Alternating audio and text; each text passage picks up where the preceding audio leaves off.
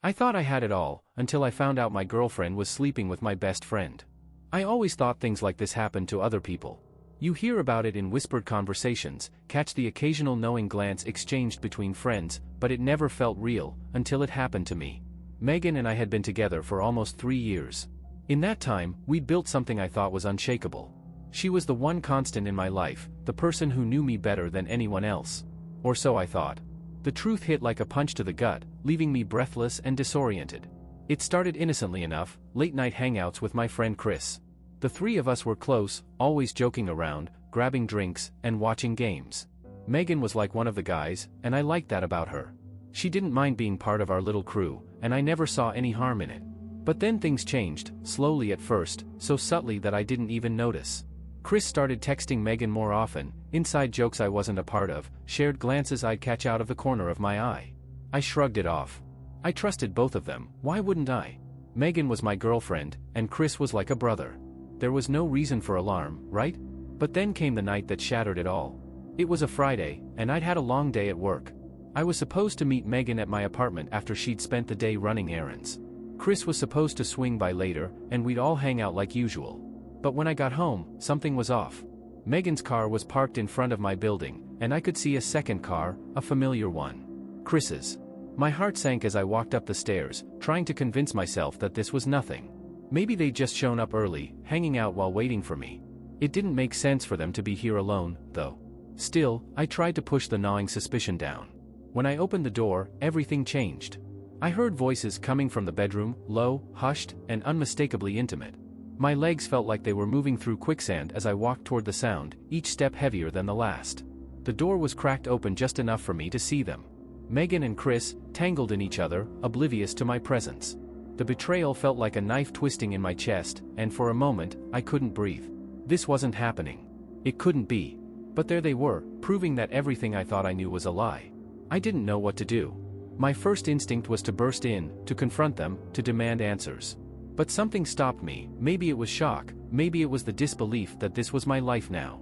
Instead, I turned around, walked out of the apartment, and slammed the door behind me. The sound of the door slamming must have startled them because I heard Megan's voice calling out my name, panic rising in her tone. But I didn't stop. I kept walking, my mind numb, my world spinning out of control. This was the moment that changed everything. The people I trusted most had shattered my reality, and I had no idea how I was going to face them, or myself, after this. The night I caught them, I didn't go home. I couldn't. My mind was a tangled mess of anger, confusion, and hurt. I drove aimlessly for hours, my phone buzzing with texts and missed calls from Megan. Each one made my stomach churn, but I refused to answer. I wasn't ready to face her, or Chris. I ended up at a friend's place, Matt, someone outside of the whole mess. We weren't as close as Chris and I had been, but right now, that felt like a good thing. He didn't ask questions when I showed up at his door, just handed me a beer and sat with me in silence until I was ready to talk. I didn't say much that night, just enough for Matt to understand that I'd been blindsided by the people I trusted most. I kept replaying the moment I saw them together, the betrayal in full color every time I closed my eyes. By the time the sun came up, I knew I had to confront them, no matter how much I wanted to avoid it. The next day, Megan showed up at Matt's place. She must have figured out where I'd gone after I didn't come home. Matt let her in, and I could hear her voice calling my name, desperate, shaky. I didn't want to see her, but I knew I couldn't run forever. When I stepped out into the living room, she looked at me, eyes red and swollen from crying, her usual confidence completely shattered. "Jake, I'm so sorry," she started, but I cut her off. "How long?" I asked, my voice colder than I expected. She hesitated, and that hesitation told me everything I needed to know. "How long, Megan?" "A few weeks," she whispered, barely able to meet my eyes. "A few weeks." My stomach twisted. All the late nights, the busy days when she couldn't see me, it all started to make sense. With Chris? My best friend? I couldn't keep the venom out of my voice, the disbelief still fresh in my mind. Tears streamed down her face, but I didn't care. I couldn't find an ounce of sympathy in me, not after what she'd done. "I didn't mean for this to happen," she cried. "It was a mistake, Jake, I swear." I laughed bitterly. "A mistake? A mistake is spilling coffee on someone. This was a choice. Every time you were with him, you chose to betray me." She tried to explain, stumbling over her words, but nothing she said could fix the damage. I couldn't even look at her without feeling sick. "Why, Megan? Why him?" She wiped at her eyes, struggling to find an answer. I don't know, she said weakly. It just happened. We got close, and I. Don't say it, I interrupted, my voice harsh. Don't try to justify it. I stood there, watching her fall apart in front of me, but I couldn't feel anything except the heavy weight of betrayal pressing down on me. The girl I thought I loved, the one I thought loved me, had been lying to me for weeks. You need to leave, I said, my voice tight. Megan sobbed harder, reaching for me, but I stepped back. Please, Jake, we can fix this. I'll do anything, just please don't walk away. But I already had. She just didn't realize it yet. You made your choice, I said quietly. Now you have to live with it. She left a few minutes later, her tears echoing in the silence after she was gone. I stood there, staring at the door, feeling both relieved and utterly broken. Megan was out of my life, but there was still one person I needed to deal with. Chris. I called him that evening, my hand shaking as I dialed the number. He answered on the second ring, his voice hesitant. Jake? We need to talk, I said, my voice like steel. There was silence on the other end before he sighed. Yeah, we do. We agreed to meet at a bar we used to hang out at, but this time it wasn't for drinks or laughs. It was for a reckoning. When I arrived, Chris was already there, sitting at a booth in the corner, looking like he hadn't slept in days. Good. Neither had I. As I sat down across from him, the tension was suffocating. He opened his mouth to speak, but I didn't let him. How could you? I asked, my voice low, steady. The rage was simmering just beneath the surface, but I held it in check. I wanted answers, not an explosion. Chris looked down, unable to meet my gaze. I'm sorry, Jake. I don't know what to say. I clenched my fists under the table, trying to stay calm. You were my best friend, Chris. My brother. And you did this. With her. He nodded, his face pale. I messed up. I know that. I never meant for it to go this far. Far? You didn't just screw up one night. This went on for weeks. Weeks, Chris. My voice rose despite myself, drawing a few glances from the nearby tables. How the hell do you justify that? He looked up then, and I saw the regret in his eyes, but it wasn't enough. It would never be enough. I don't know, he said quietly. I can't justify it. I was selfish. Stupid. You betrayed me, I interrupted, my voice shaking with anger. You didn't just hurt me, you destroyed everything. You and her. Chris swallowed hard, his face ashen. I know. And I'll never forgive myself for it. I stared at him, feeling 1,000 things at once, anger, betrayal, heartbreak, but mostly, I just felt empty. The friendship we'd shared, the trust I'd placed in him, was gone. It wasn't coming back. I can't do this, I said finally, my voice hollow. We're done, Chris. He nodded, tears welling in his eyes, but I didn't care. I stood up, threw some money on the table, and walked out, leaving both of them behind. I didn't look back. After cutting Chris out of my life, things didn't get easier right away. In fact, they got worse before they got better. I didn't feel the immediate relief I'd hoped for. The anger, the betrayal, it stayed with me, gnawing at the edges of my thoughts no matter how hard I tried to push it down. Everywhere I went, I was reminded of them. My apartment, the places we used to hang out, even my friends. Everyone knew something was off, and I hated being the guy who had to explain. I became the topic of whispered conversations and sympathetic glances, the kind of attention I never wanted. I spent the first few weeks just trying to exist. Going to work, barely talking to anyone, avoiding social media like it was the plague. Megan reached out a couple more times, apologizing, asking to talk. I ignored every message. There was nothing left to say. Chris stayed away, which was good, but I could still feel his presence like a ghost. The betrayal lingered, and I kept asking myself the same question: how did I not see it coming? How had I been so blind to what was happening right in front of me? One night, a few weeks after everything had imploded, I found myself sitting in my apartment, surrounded by reminders of the life I thought I had. Megan's old hoodie was still draped over the back of the couch, her favorite coffee mug in the sink. I hadn't touched any of it since that night. Maybe I was holding on to the remnants of what we'd been, or maybe I just wasn't ready to face the reality that it was over. I got up, grabbed the hoodie, and threw it in the trash. Then the mug, the photos, everything that reminded me of her. It felt like some small step forward, finally getting rid of the physical traces of what had been broken. But the emotional mess? That was a different story. Matt had been trying to get me out of the apartment for weeks, and I finally agreed to go out with him. I needed a distraction, anything to take my mind off of them. We ended up at a bar, the same one where I'd confronted Chris, but this time I was there to forget. I drank more than I should have that night, laughing at dumb jokes, pretending I was fine. It was easier in the moment, surrounded by people who didn't know the full story, who weren't waiting for me to fall apart. But when I got home, the emptiness hit harder than before. That night, I stared at the ceiling, my mind racing. I was angry, sure, but more than that, I felt lost. Everything I'd built my life around, the relationship, the friendship, had crumbled. I had no idea what came next. The following week, I got an unexpected call. It was Chris. I almost didn't answer, but something in me clicked, and I picked up. His voice was quiet, strained. "Jake, I just want to say one last thing." I stayed silent, gripping the phone. "I'm sorry," he continued. "I know I've said it before, but I don't expect you to forgive me. I just needed to say it again." There was a long pause. I didn't know what to say, and I sure as hell wasn't ready to forgive him. But maybe I was tired of carrying all this hate around with me. Maybe part of moving forward meant not letting it define me anymore. "Chris," I said finally, "I'm not there yet. I don't know if I ever will be. But for now, just stay away." He didn't argue. "I get it," he said softly. "Take care of yourself." After I hung up, I felt a small shift. The anger hadn't disappeared, but the weight felt a little lighter. I wasn't ready to move on, but I was starting to see that maybe I could. The next few months were slow. I kept to myself, rebuilding what had been broken, trying to figure out who I was without Megan or Chris. It wasn't easy, but little by little, the pain started to fade.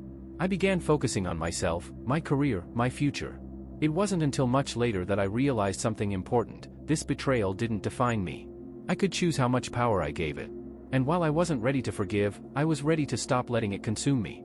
Eventually, I found peace in the idea that I could move forward on my own terms. And that, maybe, was enough for now. Months passed, and life had slowly settled into a new rhythm. It wasn't perfect, and the scars from what had happened were still there, but I was finally starting to feel like myself again. The wounds weren't as raw, and I could go entire days without thinking about Megan or Chris. That was progress. I'd thrown myself into work, taking on new projects and staying late most nights. It was easier to stay busy than to sit at home, alone with my thoughts. My colleagues started noticing, praising my dedication, and for the first time in a long time, I felt like I was in control of something. Work became my escape, my way of rebuilding after everything had been torn down.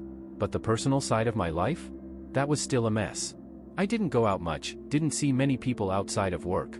I was afraid of letting anyone else in, afraid of trusting someone again after the betrayal I'd faced. Relationships, whether romantic or friendship, felt like a risk I wasn't willing to take. It was Matt, as usual, who finally pushed me out of my self-imposed exile. "Dude, you can't stay locked up forever," he said one night after work. "You need to get out, meet people, live your life. You're not the only one who's been through this kind of thing, you know." I shrugged, not really in the mood for another one of his pep talks. "I know, man. I'm not ready yet." He wouldn't let it go, though. "You're never going to be ready if you keep waiting. You've got to take the first step, even if it's small." He was right, even if I didn't want to admit it. So, reluctantly, I agreed to go out again. Just a casual night, nothing major, grab a drink, meet some new people, see how it felt. I wasn't expecting anything dramatic, and honestly, I was half expecting to feel awkward and out of place.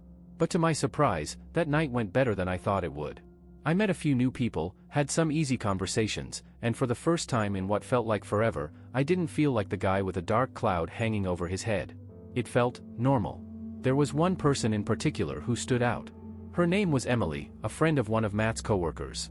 We started talking early in the night, and before I knew it, we were lost in conversation, the rest of the world fading into the background. She was funny, easygoing, and didn't seem to take herself too seriously. It was refreshing. I didn't tell her about Megan or Chris, didn't bring up the mess that had been my life for the past year. For once, I just wanted to enjoy the moment without the weight of my past hanging over me. As the night went on, I found myself smiling more than I had in months. It wasn't about replacing Megan, or forgetting what had happened, but something about meeting someone new, someone who didn't know the baggage I was carrying, felt like a breath of fresh air. We exchanged numbers before the night ended, but I didn't expect much. It wasn't like I was jumping into anything. I wasn't ready for that yet. But just the idea that I could connect with someone again, that maybe not everyone would betray me like Chris and Megan had, it gave me a sliver of hope I hadn't felt in a long time. Over the next few weeks, I took small steps. I texted Emily, went out with Matt more often, started reconnecting with old friends. Slowly but surely, I was rebuilding the parts of my life that had crumbled. And while I was still wary of letting people get too close, I was starting to realize that closing myself off completely wasn't the answer. One night, as I sat in my apartment, I thought about how far I'd come. The anger and pain were still there, but they didn't control me anymore.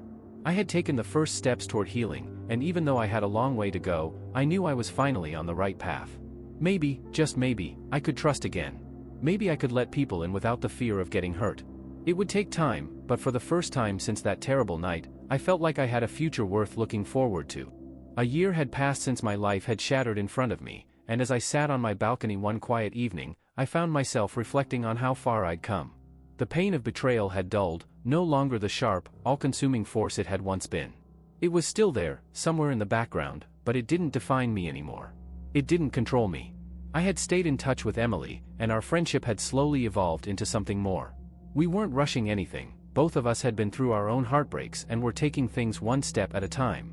But for the first time in a long time, I felt something I hadn't thought I would again: hope. Hope that maybe I wasn't doomed to be alone, and that maybe trusting someone again wasn't as impossible as it once seemed. But this story wasn't just about Emily or even about moving on from Megan and Chris. It was about finding myself again, about rebuilding my life after everything had been torn apart. I had spent so much time wrapped up in anger and pain that I'd forgotten who I was without it. I wasn't just the guy who'd been cheated on. I wasn't just the guy who lost his best friend. I was Jake. And that meant more than the sum of all the things I'd been through. One weekend, Matt invited me to a barbecue at his place. It was casual, just a small group of friends, but something about the day felt significant. As I sat in the backyard, laughing with people who had become a new kind of family to me, I realized that life had moved forward, and so had I. Chris was gone from my life, and I had made peace with that. There had been no grand reconciliation, no dramatic apology that fixed everything. He was simply a part of my past now, a chapter one had closed. Megan too. They didn't haunt me like they once had. I had let them go, finally. After the barbecue, as I was leaving, Matt pulled me aside. "You're doing good, man," he said, giving me a rare, serious look. "I'm proud of you." I smiled, a real one. "Thanks, Matt. For everything." As I drove home that night, I realized that I no longer felt the need for closure from Chris or Megan. I had created my own closure. I had rebuilt my life on my terms, and that was enough. When I got home, I stepped onto my balcony again, looking out at the city lights. The air was cool, and for the first time in what felt like forever, I felt a deep sense of calm. Life wasn't perfect, but it was mine, and that was more than enough. I wasn't angry anymore. I wasn't hurt. I wasn't waiting for something to fix the past. I had moved on, and it felt good. More than good, it felt like freedom. This was the start of something new, something better. I didn't know exactly what the future held, but for the first time in a long time, I was ready to find out. And that was the best feeling of all. As the weeks went by, I found myself thinking less and less about Megan and Chris. It was strange, really. The people who had once dominated every thought, every emotion, were now just faded memories in the rearview mirror of my life. I didn't expect to feel this kind of detachment, but it came naturally, like a weight had been lifted without me even realizing it. One morning, as I was cleaning out my old email inbox, I stumbled upon a message from Megan. It had been buried under a pile of unread spam, sent a couple of months after we had ended things. I had ignored her previous messages, but for some reason, this one caught my eye. The subject line read, "One last apology." Curiosity got the better of me, and before I could talk myself out of it, I opened the email. It was a long message, much longer than I expected. In it, Megan poured her heart out, saying all the things I had once longed to hear: how sorry she was, how she had made a huge mistake, how she had ruined something special. But as I read through her words, something surprising happened. I felt nothing. No anger, no sadness, no desire to respond. It was as if her apology had arrived too late, long after I had already moved on. I closed the email, deleting it without a second thought. There was no point in rehashing the past. It was over. I had moved on, and it was time to fully let go. That same week, I ran into Chris for the first time since I'd cut him out of my life. It was bound to happen eventually. Our social circles overlapped too much to avoid him forever. I saw him at a mutual friend's party, standing across the room, looking awkward and out of place. He noticed me too, of course. Our eyes met, and for a brief moment, I saw a flicker of the old Chris, the guy who had been my best friend for years, before everything went wrong. He gave me a tentative nod, almost as if asking for permission to come over and talk. But I didn't need to talk to him. Not anymore. I nodded back, acknowledging him, but then I turned away, rejoining my conversation with Matt. There was no anger, no bitterness, just the quiet understanding that some things couldn't be fixed, and that was okay. Chris and I had been through too much, and it wasn't worth dredging up the past just to rehash the same tired apologies. That night, as I left the party, I realized that I had finally closed the chapter on Megan and Chris for good. I didn't need an apology, a conversation, or closure. I had already found that on my own. Driving home, I felt a sense of peace wash over me. Life wasn't perfect, but I had carved out something good for myself. I had rebuilt my life from the ashes of betrayal, and it was stronger than before. Emily and I were still taking things slow, but it felt right. We were building something real, something based on trust and mutual respect. And for the first time in a long time, I didn't feel the need to rush or force anything. I was content with where we were, and excited for where we might go. As I pulled into my driveway and stepped out of the car, I looked up at the night sky, the stars twinkling above. It felt symbolic, somehow, the vastness of the universe reminding me that my problems, my heartbreaks, were just small blips in the grand scheme of things. I had survived the worst, and I had come out the other side. Stronger. Wiser. Ready for whatever came next. And with that, I walked into my house, closing the door on the past once and for all. Months after that final party, life had become normal again. But it wasn't the old kind of normal. It was something new, something better. I no longer defined myself by the things I had lost, Megan, Chris, the betrayal, but by what I had gained. Emily and I were still together, though we had taken our time to build something real. We'd had our ups and downs like any couple, but the foundation we had laid was solid. She understood me in a way that no one had before, and I wasn't afraid of opening up to her. I didn't feel the walls I had once built to protect myself. With her, I could be vulnerable, and for the first time, that didn't terrify me. One evening, as we sat together on the couch, watching a movie, I realized how far I'd come. The pain of the past, while still there in small, quiet moments, no longer had a hold on me. Megan and Chris had become distant memories, almost like characters in a story I had once read but didn't feel the need to revisit. The anger, the bitterness, it had all faded, leaving room for something better. "I'm proud of you, you know," Emily said suddenly, breaking the comfortable silence between us. "Ik glänzt over her, surprised." "Proud? For what?" "For how far you've come," she replied, her eyes soft and understanding. "You've been through a lot, and it would have been easy to stay stuck in that hurt. But you didn't. You rebuilt your life, Jake. And not everyone can say that." Her words hit me harder than I expected. She was right, in a way I hadn't fully realized. I had rebuilt. I had healed. And now, I was in a place where I could truly appreciate what I had, rather than mourn what I had lost. "Thanks," I said quietly, squeezing her hand. "I couldn't have done it without you." She smiled, but didn't say anything more. We didn't need to.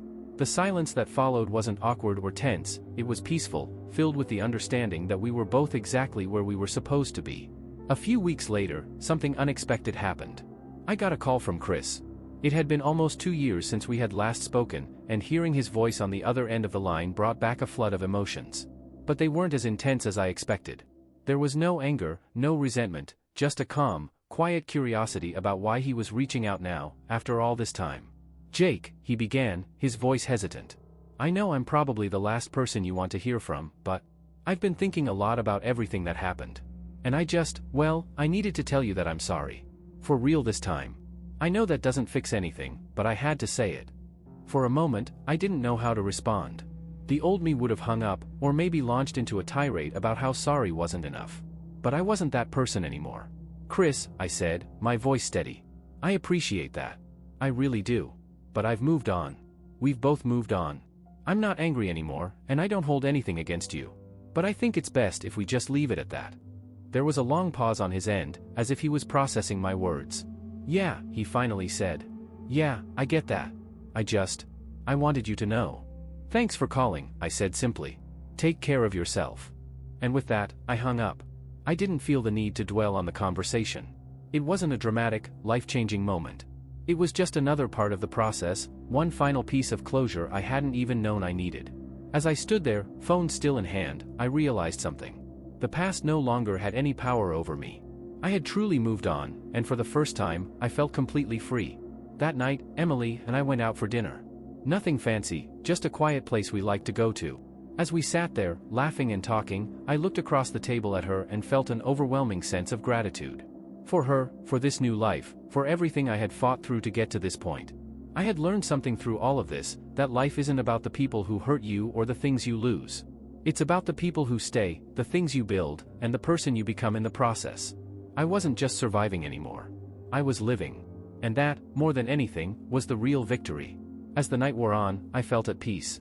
The future stretched out ahead of me, wide open, full of possibilities I had once thought were lost forever. And for the first time in a long time, I wasn't afraid of what was coming next. I was ready.